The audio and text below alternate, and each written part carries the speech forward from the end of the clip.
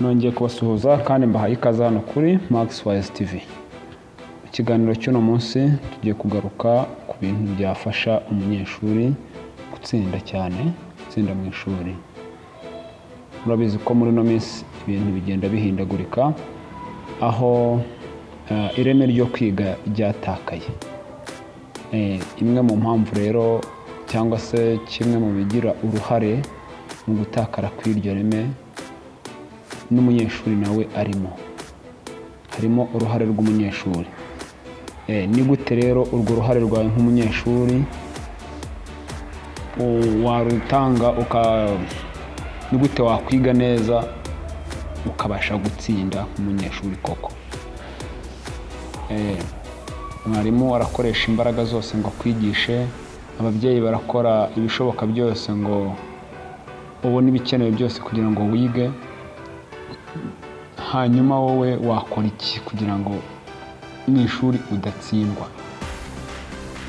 Muri iki kiganiro rero tujya kureba ibintu wakora, uko wabigenza kugira ngo ubashe gutsinda neza mu ishuri. Amasomo yose waba wiga, ibi bintu wabikora kandi wabikoresha bigakunda. Nimba utarakora subscribe rero, banza ukore kuri subscribe, kuri no kuri iyo nzogera y'amamenyesha, ubundi dukomeza n'ikiganiro. Ubwo mboneyeho kandi no gushimira abantu bamaze gukanda subscribe, abantu bajya bagira gutya bagasharinga video za Maxwise TV, abantu bajya bakanda like muri comment, bakatwandikira bakatubwira bati ni sawa mukomerezaho, se ni gute twabigenza gute kuri ibi bintu, bakaduha ibitekerezo bya video z'ubutaha. Turabashimiye cyane, muri abantu b'abagabo, turabashimiye rwose, mwumve ko turabakeje. Ariko kandi nimba uri umubyeyi, iyi video nawe irakureba. Utaza kumva mvuga ibyo kwiga, utaza kumva mvuga ibyo gutsinda mu ishuri ukagira ngo birareba abana bonyine. Nawe nk'umubyeyi birakureba, kubera ko warabyaye. Abo bana ndi kuvuga ni abawe, abo bana ndi kuvuga ni abamukuru bawe, ni abamurumuna wawe, ni abamushiki wawe, ni abamusaza wawe.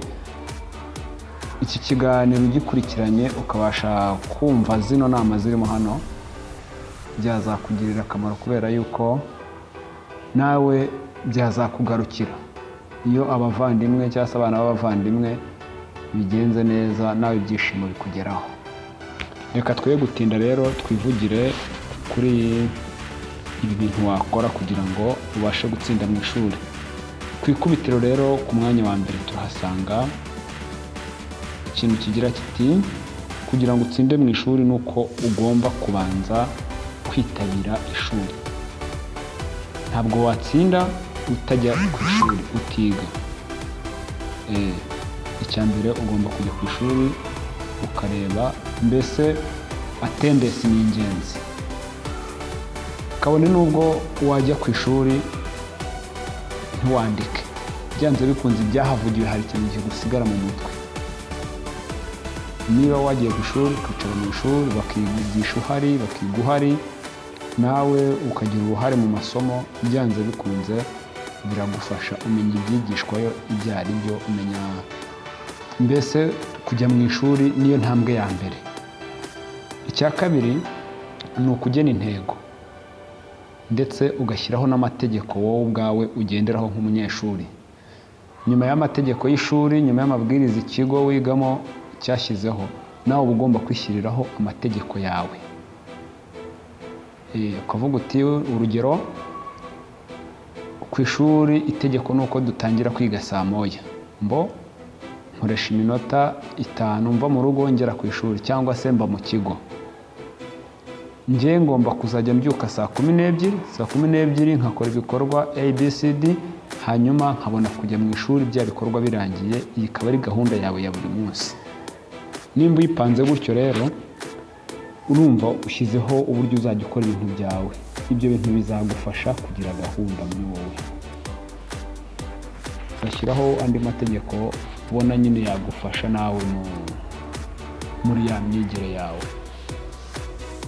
Nimba uvuga uti ngomba kuryama saa 4, singomba kuzirenza, ikaba ari itegeko kuri wowe ko saa yine utagomba kuzirenza kugira ngo uruhuke bihagije, ejo uzasubire ku ishuri umeze neza. Mbere ya saa yine ngomba kuba ndi gukora ibi bikorwa, ni ibyo nyine. Hanyuma icya gatatu ni ugukoresha igihe neza. Igihe wihaye, niba wihaye igihe cya etide, icyo gihe ugomba kugikoresha neza uko kimeze nyine, ukagikoresha etide nk'uko wagipanze. Niba wapanze gusubira mu masomo mu masaha 2, ntihagire ikintu na kimwe kikudistabinga ngo kigukure muri iyo mood ya etide. Even na telefone uba ugomba kuyishyira kure yawe mbere na mbere y'uko ukora etide, kuko telefone iradistabinga cyane. Telefone ifite umuntu muri gahunda, uba uri kwiga, uba uri gusoma bimeze neza, ukajya kumva agatelefone karasomye, byanze bikunze utakaza atasiyo wari ufite ku isomo, ukajya kwitaba ya telefone. Ugomba kuwuzi kandi ngo niba uri ku ishuri, aya masaha nayo kuba mu ishuri, aya ngaya nayo kujya muri break, yaba ya morning cyangwa se afternoon. Hanyuma ukamenya ngo izi saha ni iza lunch. Gahunda zose wiha ukazipanga ukurikije uko igihe gifite. Gukoresha igihe neza rero byagufasha gutsinda nabyo. Hanyuma icya kane,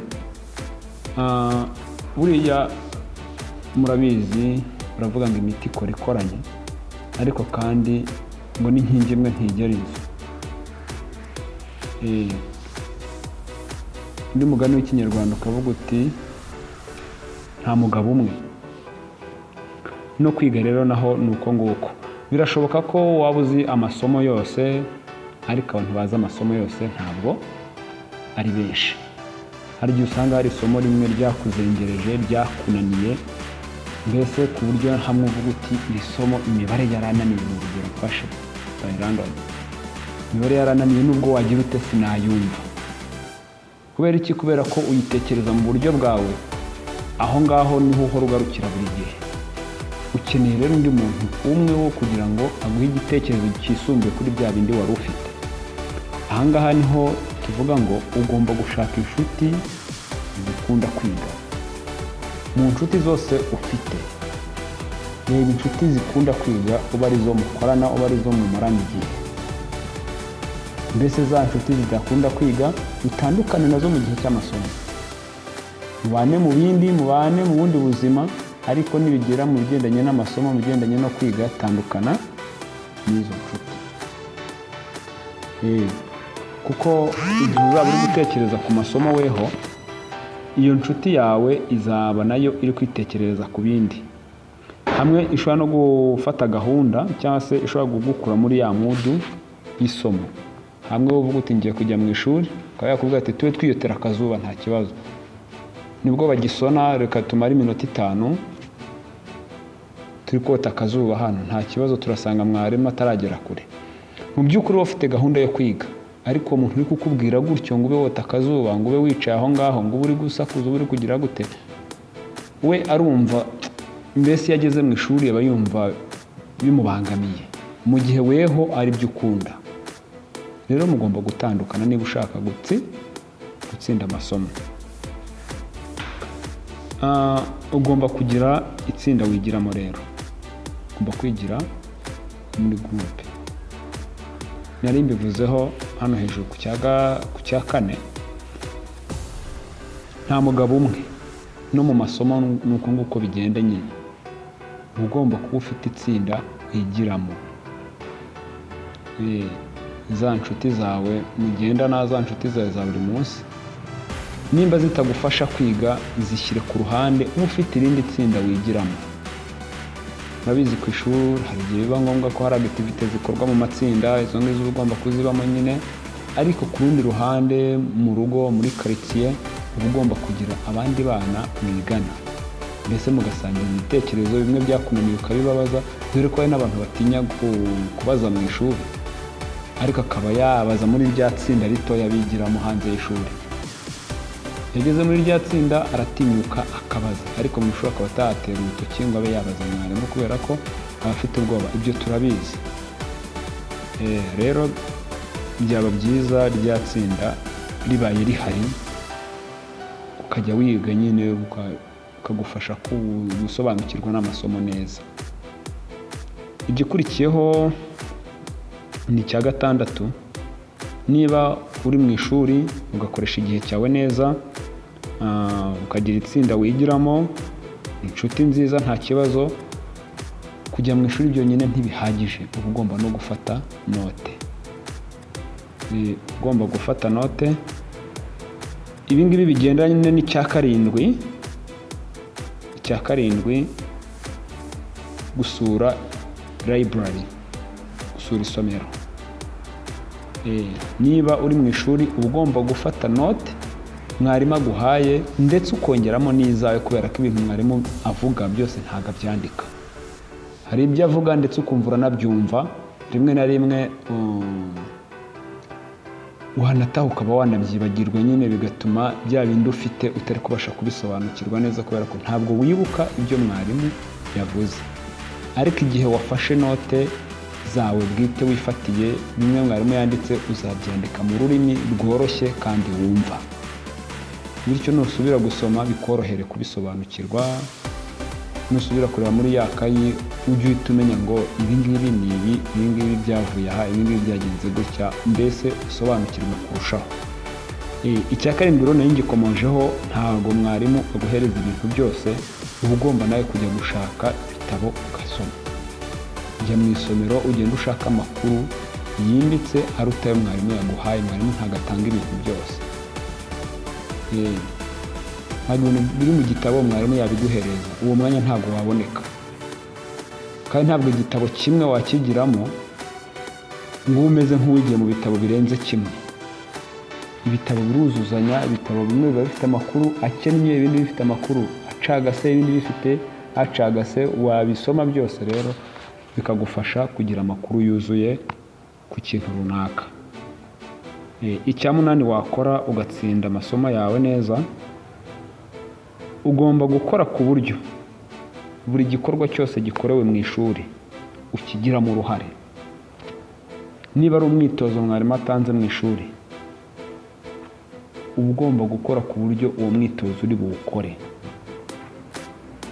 Awushyize ku kibaho, uwa mbere mu gutera urutoki usabe kujya ku kibaho kuwukora. Uko ujya ku kibaho kenshi, uko ukora uwo mwitozo kenshi, uko witabira activity ziri gukorerwa mu ishuri, group work, group activity cyangwa se homework, ukaba uwa mbere mu kuzikora. Ntiwumve ko uzajya wandukura ibisubizo by'abandi. Nibyo ko kurandukura ibisubizo by'abandi baguhereza amanota, ariko si igihe uzaba usabwa kwicara wenyine ugasubiza. Ibyo bisubizo uzabibona. Nicyo cyiza rero cyo gukora za activity, ibintu ubyumva vuba kandi ukabyumva cyane. Icya cyenda, nyuma yo kwiga, nyuma y'ibyo byose twavuze haruguru, uba ugomba gukora siporo. Iyo wiga neza kandi ukiga cyane, ubwonko buraruha, ubwonko burananirwa. Kugira ngo burefreshinge rero, cyangwa se kugira ngo wongere ubusubize imbaraga, uba ugomba gukora siporo byibura 3 mu cyumweru. Ushobora kubyuka mu gitondo muri cya gihe wihaye wagennye, ukavuga uti wenda nzajya ku ishuri maze gukora siporo mu minota nka 30. Iya minota yawe 30 ugomba kujya uhora uyizigama uko wayiteguye nyine, ugakora siporo byibura agakeya kakaba 3 mu cyumweru. Kandi nubwo wazikora iminota 15, icyo gihe izaba ihagije kugira ngo ubashe kuba wakwiga neza uwo munsi kandi utsinde. Numara gukora siporo rero ujye wibuka no kunywa amazi. Buriya amazi ni ingenzi, ngira ngo murabizi. Kamwe mu kamaro k'amazi, nyuma yako tuzi guteka, gukaraba, burya kunywa amazi ni ingenzi kuko icya mbere atuma digestion igenda neza, igogora. Amazi atuma igogora rigenda neza burya. Ariko kandi amazi atuma umubiri ugira ubushyuhe buringaniye. Iyo umwana ashyushye cyane ntabwo kwiga bikunda. Si umwana gusa, n'umuntu mukuru iyo hashyushye cyane kwiga birabangama.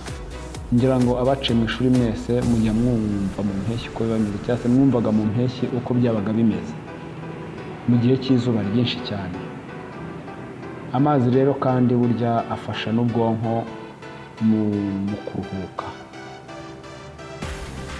Reba nawe uzafate nka moto yagenze cyane, kuri ka kamoteri use n'umenaho utuzi dukeya urebe, uterereho utuzi urebe ukuntu bigenda, amazi arashibuka. Cyangwa se ufate icyuma ugicanire gishyushye cyane, nikimara gushyuha uterereho utuzi urebe uko bigenda.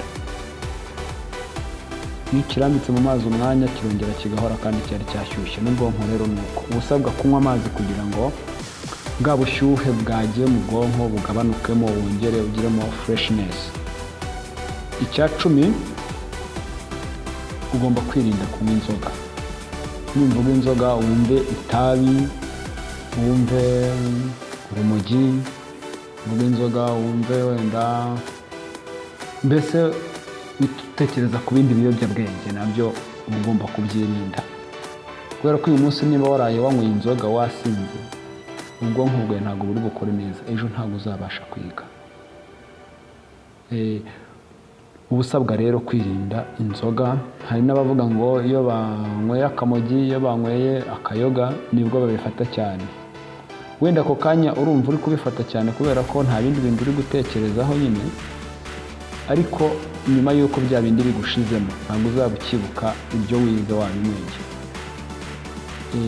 Hari abahanga bavuze ko iyo wize wanyweye ibiyobyabwenge urabifata yego, ariko uba usabwa kongera gusubira muri ya state wari urimo igihe wabifataga kugira ngo ubashe kubyibuka. Niba warize ibintu wanyweye rikeri, ugasabwa kubanza kunywa rikeri kugira ngo ubyibuke usubire muri ya state wari urimo nyine. Kandi byurumva ni ukubangamira umubiri. Bisaba rero kwirinda ibi bintu, inzoga, ibiyobyabwenge, kugira ngo ubashe kuba watsinda mu ishuri. Icya 11 ari nacyo cya nyuma, nyuma y'ibikorwa byose, cyangwa se cyagombaga no kuba icya mbere, kuko ushobora gutangira ibikorwa byawe cyangwa se ukabirangiza n'isengesho. Icya 11 ni ugusenga. Buriya aho tugenda, aho dukorera, ibyo tubamo byose, tuba tugomba kwiyambaza Imana kugira ngo nayo idufashe, kugira ngo tubashe kubigeraho. Mu kwiga rero ntabwo ariho wakwirengagiza, naho dukeneye Imana, dukeneye za mbaraga z'Imana, dukeneye mbese Imana tuyikeneye mu buryo bwose. Mu ishuri rero ntabwo wayisiga, nta nubwo twakwirengagiza yuko burya hari abantu baba bafite imyuka itava ku Mana ibagendaho. Ushobora gusanga hari umwuka ukugendaho ukubuza kwiga, ukubuza kwicara mu ishuri, ugatuma uhora ufite udukurusa uvuga mu ishuri, ufite ibintu bituma utabona neza winjira mu ishuri ugasinzira, bakavuga ukanuye ariko mu mutwe wowe wasinziriye, nyuma akajya ngo urahareba nyamara wasinziriye. Hari n'abana bajya bagera mu ishuri rwose akigera mu ishuri agahita asinzira, kandi yasohoka akabura ibitotsi, yaba ari mu rugo akabura ibitotsi, ariko yagera mu ishuri agasinzira. Abo bana rero uretse ibindi bibazo umuntu yajyana kwa muganga, umuntu aba agomba no gusenga kugira ngo iyo myuka mibi ibaveho.